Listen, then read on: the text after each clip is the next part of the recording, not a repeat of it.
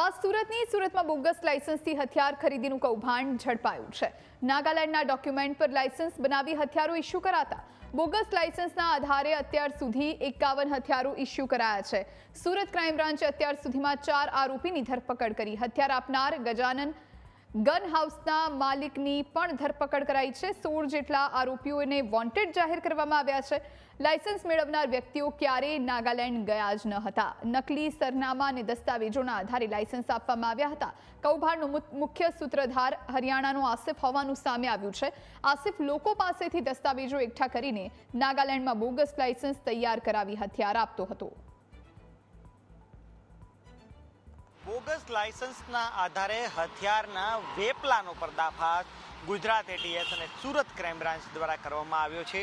મહત્વની વાત છે કે સુરતના જે કતારગામ ગજેરા સર્કલ પાસેથી ગુજરાત એટીએસ અને ક્રાઇમ બ્રાન્ચે મળીને આજે બોગસ વેપન લાયસન્સ કૌભાંડનો પર્દાફાશ કર્યો છે। ગજાનન ગન હાઉસ કે જે આ કતારગામના ગજેરા સર્કલ ખાતે આવેલું છે તેમાંથી બોગસ લાયસન્સના આધારે 51 જેટલા હથિયારો છે ઇસ્યુ કરવામાં આવ્યા હતા અને ક્રાઇમ બ્રાન્ચે અત્યાર સુધીમાં આ મામલે 4 આરોપીની ધરપકડ કરી છે અને 16 આરોપીને વોન્ટેડ જાહેર કર્યા છે। જોકે પકડાયેલ આરોપીમાં ગજાનન ગન હાઉસના માલિક અતુલ પટેલનો સમાવેશ થાય છે।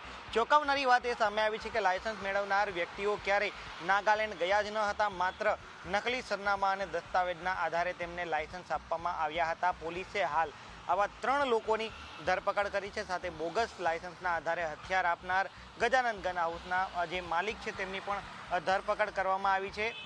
હથિયારો પણ કબજે કરવામાં આવ્યા છે। મહત્વની વાત કહી શકાય કે કામરેજના શેલાભાઈ બોડિયા અને હરિયાણાનો આસિફ પોતાના નેટવર્ક મારફતે નાગાલેન્ડમાં જે રહેણાંકના નકલી પુરાવા બનાવીને ઓલ ઇન્ડિયા પરમિટવાળું બોગસ લાયસન્સ તૈયાર કરાવતા હતા અને એક લાયસન્સ બનાવવાની કિંમત 8 થી 10 લાખ રૂપિયા લોકો પાસેથી વસૂલવામાં આવતી હતી અને લાયસન્સ તૈયાર થયા બાદ કુરિયરના માધ્યમથી આ લાયસન્સ છે તે સુરત મોકલવામાં આવતું હતું। પોલીસ તપાસમાં સામે આવ્યું છે કે લાયસન્સ મેળવનારામાં સુરત ઉપરાંત આણંદ, વડોદરા, જૂનાગઢ, જામનગર, મોરબી, અમદાવાદ સહિત 14 લોકોનો સમાવેશ થાય છે અને આમાંથી મોટા ભાગના લોકો છે ક્યારે લાયસન્સ લેવા માટે નાગાલેન્ડ ગયા જ ન હતા। સુરતના કતારગામ વિસ્તારમાં ગજાનન ગન હાઉસના માલિક અતુલ કુમાર પટેલ છે નાગાલેન્ડના બોગસ લાયસન્સના આધારે 51 જેટલા હથિયારો વેચ્યા છે અને ક્રાઇમ બ્રાન્ચે તેની પાસેથી 20 પ્રકારની revolver, pistol, double barrel gun સહિત 93 જે કાર્ટેજ છે તે પણ જપ્ત કર્યા છે। એટલે કે ગુજરાત એટીએસ અને સુરત ક્રાઇમ બ્રાન્ચની તપાસમાં